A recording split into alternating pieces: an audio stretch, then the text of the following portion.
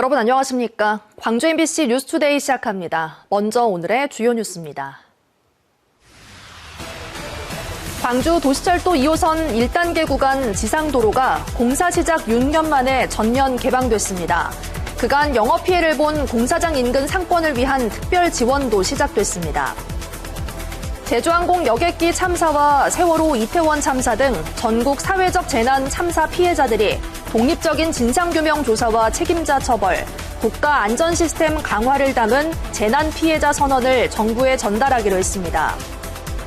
챗GPT를 개발한 오픈AI가 SK그룹과 손잡고 추진하고 있는 전남 AI 데이터 센터 구축 사업이 점차 구체화되고 있습니다. 영세 자영업자인데도 상권이 발달한 특정 지역에 위치했다는 이유만으로 간이과세 대상에서 제외돼 과도한 세금을 부담해야 했던 간이과세 배제 지역을 정부가 전면 재조정하기로 했습니다. 도시철도 2호선 공사로 그동안 불편을 끼쳤던 광주 도로가 시민들에게 다시 돌아왔습니다. 도로를 개방하지 못하면 사퇴하겠다는 강기정 광주시장의 약속 시한에 맞춰 도시철도 2호선 1단계 구간 지상도로가 개방됐는데요. 그동안 큰 피해를 입었던 상인들을 위한 종합지원대책도 발표됐습니다. 천홍희 기자가 현장 취재했습니다. 광주 도시철도 2호선 공사는 지난 2019년 6개 구간에서 동시다발적으로 시작됐습니다. 사업이 늦어진 만큼 속도를 내려다 보니 도로는 누더기가 됐고 불편은 온전히 시민들 몫이었습니다. 타이어 파손과 소음 피해 등 지난 6년간 광주시에 접수된 민원 건수만 3,900건이 넘습니다. 22일까지 도로를 개방하지 못하면 직을 걸겠다던 강기정 광주시장의 약속일인 어제 광주시는 도시철도 2호선 1단계 구간에 지상도로 포장을 마치고 시민들에게 도로를 개방했습니다.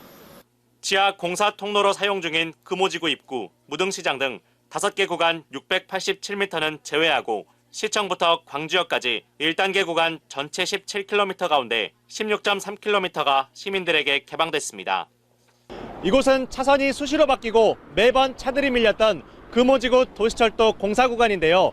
도로 포장이 끝나면서 이처럼 다시 예전 모습을 되찾았습니다. 차선이 절반으로 줄어든 탓에 교통체증이 일상이었던 시민들은 다시 열린 도로가 반갑다고 말합니다. 한 10년 정도 살았는데 이렇게 넓은 도로인지 참 오랜만에 느껴서 그런 거에 대해서는 되게 좋구나라고.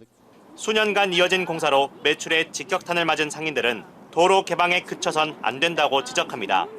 실질적인 피해 보상과 함께 당장의 상권 활성화 대책이 필요하다는 겁니다. 어쩔 때는 빵명, 나 혼자 있다가 혼자 퇴근하는 거예요. 이게 청소도 하기도 싫을 때가 많아요. 그동안에 다른 데로 이제 흘러간 고객들이 과연 이게 개방이 됐다고 해서 일이 다시 유입이 될 것인가 하는 거죠. 광주시는 종합 지원 대책을 마련하겠다고 밝혔습니다. 공사 현장 인근 상권 회복을 위해 상생카드 20% 환급, 특례 보증 지원 강화 등 총 119억 원 규모의 지원 대책을 발표했습니다. 그동안 힘드셨을 시민 여러분과 소상공인들을 위해 감사의 마음을 담은 5가지 지원책을 준비했습니다. 광주시는 개방하지 못한 5개 구간도 내년 상반기까지 차례로 공사를 완료한다는 계획입니다. 도시철도 2호선 1단계 구간 운행은 지하 공사를 마치고 2027년 하반기에 시작될 예정입니다. MBC 뉴스 천홍희입니다. 오늘 늦은 오후부터 광주 전남 일부 지역에 비가 내리겠습니다. 광주지방기상청은 오늘 낮부터 차차 흐려지다가 늦은 오후부터 내일 새벽 사이 광주 전남에 5에서 20mm의 비가 내릴 것으로 예보했습니다. 아침 최저기온은 영하 2도 안팎으로 어제보다 조금 높겠지만 바람이 강하게 불면서 체감온도는 더 낮을 것으로 전망했습니다. 기상청은 영하의 날씨에 비가 내리면서 도로에 살얼음이 얼 수 있어 교통과 보행자 안전에 각별한 주의를 당부했습니다. 기후변화가 급속도로 진행 중인 가운데 정부가 수십 년간 유지해온 쌀 관련 정책을 재점검해야 한다는 목소리가 커지고 있습니다. 평균 기온 상승으로 쌀 생산 환경이 크게 달라진 만큼 신품종 개발과 함께 쌀산업 구조 전반의 변화가 불가피하다는 지적입니다. 보도에 박종호 기자입니다. 전례 없는 쌀값 폭등과 품귀 현상으로 몸살을 겪은 일본. 정부가 비축미를 풀었지만 쌀값은 좀처럼 안정되지 않았고 결국 농정 책임자가 사퇴하는 사태로까지 이어졌습니다. 1970년대부터 감산 정책을 이어온 일본은 기후위기라는 변수를 반영하지 못한 채 기존 정책을 반복해왔습니다. 30何年ほとんど変わらなかったお米が1年間というよりもほんと半年ぐらいで2倍になっちゃった感じ。 우리나라도 사정은 다르지 않습니다. 벼멸구와 깨시무늬병 같은 재해부터 태풍, 폭염 같은 이상기후가 쌀 생산량과 품질을 위협하고 있지만 여전히 감산 기조 속에서 논타작물 전환 정책이 중심이 되고 있습니다. 2024년 기준 국내 식량 자급률은 49.4%, OECD 국가 가운데 최하위권 수준입니다. 근데 저는 쌀 농사는 여전히 중요하다고 생각하고 미래에도 중요하다고 생각합니다. 하지만 지금과 같은 쌀 농사는 가능할 거냐. 예를 들면은 쌀을 더 많이 생산할 수 있거든요. 지난 2024년 대한민국의 평균 기온은 14.5도, 산업화 이전보다 2도 가까이 오르는 등 전 세계 평균보다 빠르게 뜨거워지고 있습니다. 기온이 1도 오를 경우 벼 수확량은 최대 10%까지 줄고 쌀 품질 역시 급격히 떨어진다는 것이 학계의 공통된 분석입니다. 기후위기가 일상이 된 시대, 쌀을 단순한 작물이 아닌 식량 안보의 핵심 자원으로 다시 바라보고 쌀 산업 구조 전반을 재설계할 필요성이 커지고 있습니다. MBC 뉴스 박종호입니다. 제주항공 여객기 참사 1주기를 앞두고 유가족들과 광주 시민단체들이 독립적인 진상규명과 책임자 처벌, 국가 안전 시스템의 강화를 촉구했습니다. 특히 참사 1주기가 다가오지만 아무것도 바뀐 게 없다면서 국민이 침묵하면 진실이 또다시 묻힐 것이라고 동참을 호소했습니다. 한신구 기자의 보도입니다. 아무것도 해결되지 않았다. 국가가 단 한 명에게도 책임을 묻지 않았다. 제주항공 여객기 참사 유가족들이 지난 1년 동안의 피 맺힌 절규를 쏟아냈습니다. 지금까지도 단 하나의 분명한 진실조차 손에 쥐지 못했습니다. 이들은 특히 지난 1년 동안 항공철도사고조사위원회가 진실규명은커녕 셀프조사와 밀실조사로 일관해왔다면서 허울뿐인 위로의 말보다 철저한 진상규명이 먼저라고 촉구했습니다. 한 점의 의혹도 남기지 않는 철저하고 독립적인 진상규명을 즉각 완수하라! 완수하라! 이와 함께 세월호와 이태원 등 전국에서 온 사회적 재난 참사 피해자들도 독립적인 사고조사위원회가 구성되지 않았고 조사 결과와 자료가 유족에게 투명하게 공개되지 않는 등 부실 조사로 이어지고 있다고 반발했습니다. 그래서 최근 광주 공공도서관 붕괴 참사 등 해마다 새로운 참사가 반복되고 유족들의 수만 늘어나는 악순환이 반복되고 있다며 제대로 된 조사와 사고 조사 과정의 공개, 그리고 책임자 처벌 등을 강력히 촉구했습니다. 국가는 없었고 가해자는 심판관 행세를 했습니다. 유가족들은 이 말도 안 되는 상황 속에서 2중, 3중의 고통을 겪어야만 했습니다. 이들은 논의된 내용과 의견을 종합해서 무안공항 제주항공 참사 해결을 위한 재난 피해자 선언을 만들고 다른 재난 피해자 단체들의 의견까지 수렴한 뒤 오는 28일 발표하고 1주기 추모식에서 정부에 전달하기로 했습니다. 한편 제주항공 여객기 참사 1주기를 맞아서 희생자를 추모하는 분향소가 5.18 민주광장 등 전국에서 오는 29일까지 운영됩니다. 또 27일에는 5.18 민주광장에서 시도민 추모대회가 열리고 1주기 당일인 29일에는 무안공항에서 추모식이 거행될 예정입니다. MBC 뉴스 한신구입니다.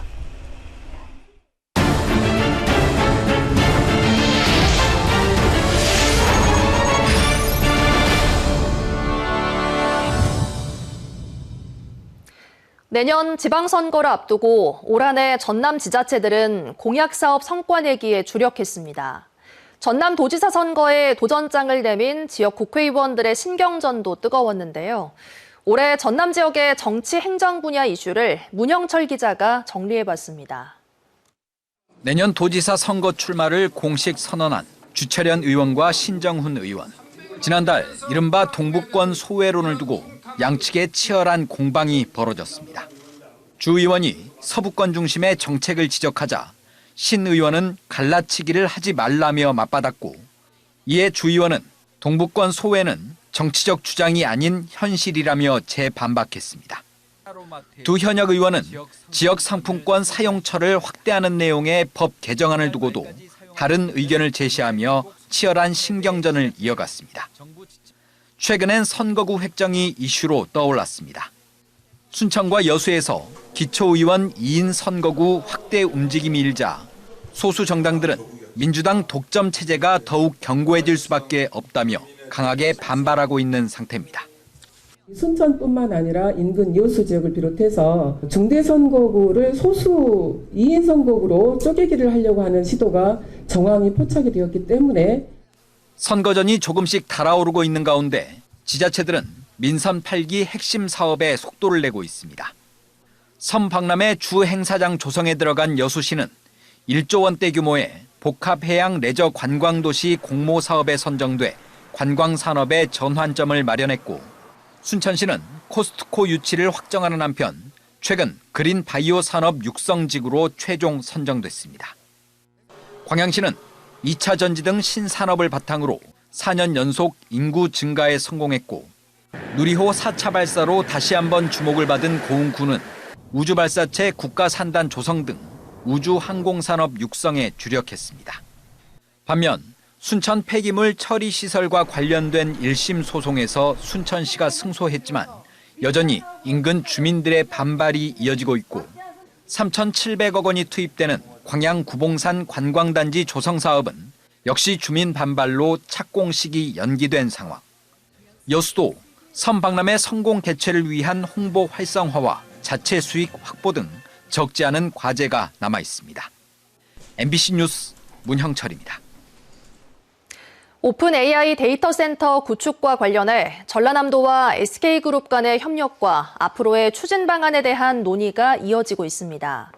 김영록 전남지사는 어제 정석근 SK그룹 AI CIC 대표를 만나 지난 10월에 발표된 오픈 AI SK그룹 글로벌 AI 데이터 센터 전남 구축 계획의 구체적인 이행 방안을 협의했습니다. 전라남도와 SK그룹은 전남을 아시아 태평양 AI 허브로 육성해 나가는 데 공감대를 형성하고 정례적인 실무 협의를 통해 협상을 조속히 마무리하기로 의견을 모았습니다. 이재명 대통령이 최근 충남 타운홀 미팅에서 언급한 대전 충남 통합 이슈가 화제입니다. 당장 내년 지방선거를 목표로 대전 충남 통합 논의가 활발하게 전개되면서 이보다 먼저 광역연합을 추진하고 있던 광주 전남의 속내는 복잡합니다. 김윤 기자가 취재했습니다.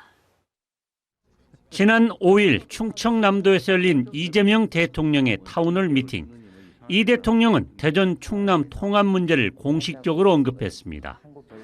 충남 대전을 좀 모범적으로 통합해보면 어떨까 하는 생각을 저는 이제 대한민국 국정을 책임지는 사람의 입장에서 가지고 있습니다. 대통령의 발언 이후 민주당도 발빠르게 움직이고 있습니다. 민주당은 대전 충남 통합을 논의하게 될 충청지역 발전 특위를 구성했습니다. 이 기구를 통해 내년 2월 통합 특별법을 발의하고 3월까지 처리하기로 했습니다. 민주당은 충남 대전 통합을 통해 자치분권과 균형 성장의 성공 모델로 지속 가능한 대한민국을 만들어 가겠습니다. 대전 충남 통합 논의가 이처럼 급물살을 타고 있지만 광주 전남은 아직 이렇다 할 통합 논의는 진행되지 않고 있습니다. 최근 전남도의회에서 광주 전남 광역연합 규약안이 통과돼 행안부에 승인을 요청한 상태입니다. 규약안도 연합의회 의원 구성 문제로 전남도의회에서 한 차례 부결되는 등 진통을 겪었습니다. 이런 상황에서 대전 충남 행정통합 논의는 전남 지역 정치권에서는 현실감이 느껴지지 않는 이야기로 들리고 있습니다. 전남 지역 국회의원들도 행정통합 문제에 대해 깊은 고민이 없거나 반드시 해야 하지만 시도지사가 나서야 한다, 뭐가 이로운지 생각해야 한다는 긍정과 부정, 유보적인 입장 등으로 나눠지고 있습니다. MBC 뉴스 김윤입니다.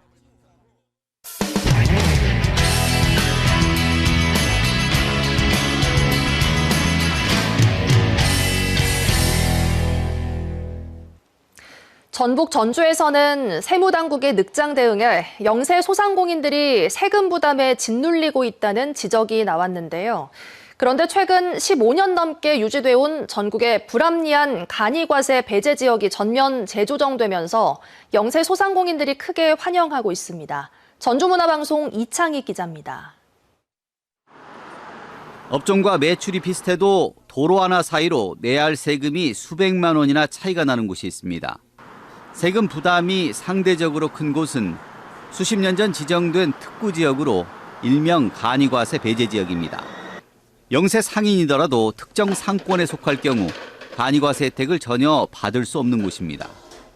전주에만 이런 지역이 10곳이나 되는데 국세청의 이번 고시로 이 중 무려 7곳이 해제나 조정 혜택을 보게 됐습니다. 앞으로는 간이과세 배제 지역이더라도 연매출이 1억 원 이하의 음식점 등 접객업소는 모두 간이과세 혜택을 볼 수 있게 됩니다. 국세청 이번 조정으로 전주 지역 회원사 500여 곳에 세금 감면 혜택이 약 15억이 넘을 것으로 추정되고 있습니다. 국세청의 이번 간이과세 배제 지역 전면 조정은 특정 자치단체를 넘어 전국적으로 이루어졌는데 지정 해제나 조정이 이루어진 곳은 전국 23개 도시의 특정 상권 44곳에 이릅니다. 세무당국은 이번 조정이 카드 사용 증가로 매출이 투명해졌고 온라인 시장 발달로 특정 상권이란 개념도 사라졌기 때문이라고 설명했습니다. 동일 외형 사업자 간 과세 불균형을 해소함으로써 납세자의 세부담 완화와 과세 제도의 신뢰성 제고에 기여할 것으로 기대됩니다. 국세청은 이번 간이과세 지역 조정과 함께 올해까지 일몰 예정이던 의제 매입 세액공제 역시 기간을 2년 더 연장했습니다. 농축수산물을 쓰는 음식점들의 부가세 일부를 되돌려주는 제도인데 외식업계는 이번 기간 연장으로 인한 경제 효과가 3조 원에 이를 것으로 전망했습니다. 자영업자들이 특히 요식업에 종사하는 분들이 이러한 세액 부담이 많이 줄어들 수 있기 때문에 과세 당국의 되게 배려 깊은 조세 정책이라고 생각합니다. 이번 조정된 간이과세 배제 지역과 의제 매입 세액 공제 연장은 다음 달 1일부터 전면 적용 시행됩니다. MBC 뉴스 이창익입니다. 정부가 오는 2027년부터 공공기관 2차 이전을 본격화하기로 하면서 지자체 간 유치 경쟁도 치열해질 전망입니다. 부산은 1차 이전 기관 직원들의 만족도가 제일 높다는 점을 내세우며 이번 2차 이전 때는 37곳을 부산으로 유치하겠다는 계획입니다. 부산문화방송 류재민 기자입니다. 이재명 정부가 국정과제로 채택한 공공기관 2차 이전. 국토부는 당장 2027년부터 공공기관 2차 이전을 시작하겠다 공언했습니다. 내년에 이전 대상 기관과 지역을 확정하고 27년부터는 이전을 시작하겠습니다. 총 350개 공공기관을 면밀히 검토 중입니다. 이에 따라 각 지자체도 본격 경쟁에 돌입했는데 부산은 앞선 1차 이전 기관 만족도가 제일 높다는 점을 강점으로 내세우고 있습니다. 부산시는 이미 37개 기관을 2차 이전 우선 유치 대상으로 선정했습니다. 해양수산부 부산 이전을 마중물로 해양과 금융, 영화, 영상 분야 공공기관 유치에 탄력을 붙이겠다는 계산입니다. 그런데 최근 공공기관 이전을 통한 부산의 지역 발전 효과가 그닥 크지 않다는 전문가 그룹 평가가 나와 주목됩니다. 도시발전과 지역경제 성장 측면에선 우수 등급을 받았지만 주민 삶의 질 개선이나 지역과의 협력 부문에선 낙제점에 머문 겁니다. 대도시 이점을 살려 이전 공공기관 직원들이 일하긴 좋지만 지역사회와 협력을 통해 도시의 활력을 불어넣는 데는 실패했던 겁니다. 이 지방에 와서 경제 생태계를 만들어 달라는 거예요. 그러면 정말로 경제 생태계를 만들고 있냐? 그거를 평가한 것이고. 이르면 내년 상반기 2차 이전의 밑그림이 나올 걸로 예상되는 가운데 이전 효과를 극대화하기 위한 사전 연구와 전략 마련이 시급해 보입니다. MBC 뉴스 류잼리입니다. 최근 일본 총리가 독도 영유권을 강변하고 나서면서 논란인데요. 일본이 수백 년 동안 독도를 조선의 영토로 여겼다는 걸 확인할 수 있는 일본 지도 특별전이 열렸습니다. 원주문화방송 이병선 기자가 보도합니다. 조선의 국권 침탈이 한창이던 1895년 제작된 일본의 군사작전용 지도 일청한 군용 정도입니다. 조선 초기 목판 지도를 따라 그리면서 울릉도를 다케시마로 독도를 마츠시마로 바꿔 표기한 그대로 넣었는데 둘 다 조선의 국경선 안에 그려 넣었습니다. 동해바다에 국경선 그려진 지도가 세계적으로 없는 거예요. 국경선 속에 독도 울릉도가 다 들어간 거죠. 일본이 독도 영유권의 주요 근거로 삼는 시마네현 고시가 나온 1905년 이후의 지도도 마찬가지입니다. 고시 직후 일본에서 그려진 한국전도, 1937년 일본 육군성의 육지측량부 발행지도 구역일람도, 심지어 1939년 발행된 일본 교과서에도 여전히 조선 땅으로 표기된 독도를 발견할 수 있습니다. 정말 독도를 영토로 편입했다면 일어나지 않을 일입니다. 조선, 울릉도, 죽도. 어디 땅에 있어요? 조선 땅에 있어요. 일본의 지도가 수백 년 동안 독도를 한국의 영토로 그려왔음을 보여주는 전시, 독도를 한국의 영토로 그린 일본 지도 특별전이 영월 문화예술회관에서 열렸습니다. 지난 10월 국회의원회관에서 특별전을 연 데에 이어 영월에서 한 차례 더 열리는 겁니다. 울릉도 서쪽의 우산도, 오늘의 독도를 그린 5장의 조선 초기 지도, 울릉도 동쪽에 독도를 명확히 그린 조선 후기 6장의 지도를 선보이고 일본이 오랜 기간 독도와 울릉도를 조선의 영토로 인식해왔음을 확인할 수 있는 다양한 일본 지도 또한 살펴볼 수 있습니다. 서양 지도가 일본 지도에 의존하면서 탐사 중에 울릉도 동쪽에서 발견한 섬을 주인이 없는 땅으로 인식해 새로이 이름을 붙였던 역사도 한눈에 들어옵니다. 적어도 400년 가까이 독도를 한국 거라고 차곡차곡 그려서 오히려 우리나라 지도보다도 더 확실하게 한국 거를 그렸어요. 또 조선 후기 지리학자 고산자 김정호가 각종 지리지를 집대성해 만든 대동여지도도 실물 크기로 만나볼 수 있습니다. 최근 국내 여론을 들끓게 한 다카이치 사나의 일본 총리의 독도는 일본 영토라는 발언과 달리 일본의 지도는 수백 년 전부터 독도가 우리 땅임을 증명하고 있습니다. MBC 뉴스 이병선입니다. 내년 전국의 아파트 입주 물량이 올해보다 30% 감소할 것으로 예상되는 가운데 광주는 부산과 함께 입주 물량이 많을 것으로 분석됐습니다.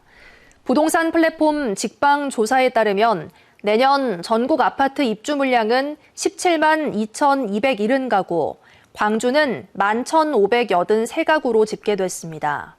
지방도시 전체적으로 입주 물량이 감소했지만 광주는 최근 입주 물량이 저조했던 만큼 내년에는 일시적으로 공급이 늘어날 것이라는 분석입니다. 한빛원전 1호기가 40년의 설계 수명을 마치고 가동이 정지됐습니다.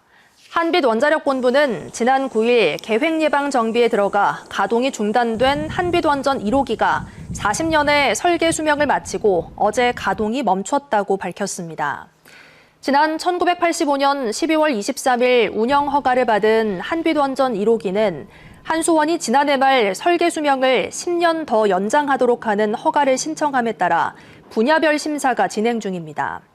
내년 9월에 끝나는 한빛원전 2호기도 설계 수명 연장을 신청해 놓은 상태인데 전국의 원전 26기 가운데 9기가 현재 원안위 심사를 진행 중인 것으로 확인됐습니다. 국가유산청이 400년 넘게 호남 민가의 원형을 지켜온 보성 봉강리 영광정씨 고택을 국가민속문화유산으로 지정했습니다. 이 고택은 신령한 거북이가 바다로 내려가는 명당이라는 의미를 담아 거북정으로도 불렸는데 안채와 사랑채 등 총 6동의 건물이 잘 보존되어 있습니다. 거북정은 일제강점기 항일운동의 거점이자 해방 이후 이념 갈등의 현장이었던 만큼 건축학적 미학은 물론 근현대사의 역사적 가치 또한 높게 평가받고 있습니다. 다음은 희망 2016 나눔 캠페인에 성금을 보내주신 분들입니다.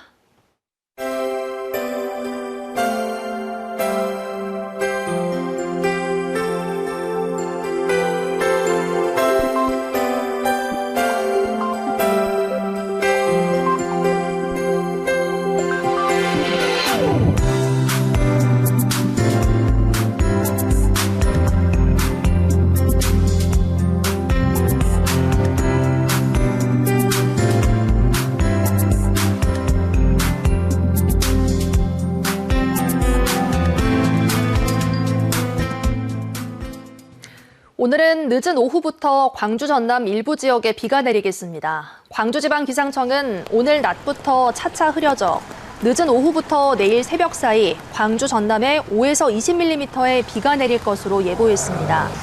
아침 최저 기온은 영하 2도 안팎으로 어제보다 조금 높겠지만 바람이 강하게 불면서 체감 온도는 더 낮을 것으로 전망했습니다. 기상청은 영하의 날씨에 비까지 내리면서 도로에 살얼음이 얼 수 있어 교통과 보행자 안전에 각별한 주의를 당부했습니다. 언제 어디서나 내 손 안의 뉴스. 광주 MBC 뉴스 유튜브 구독으로 함께하세요.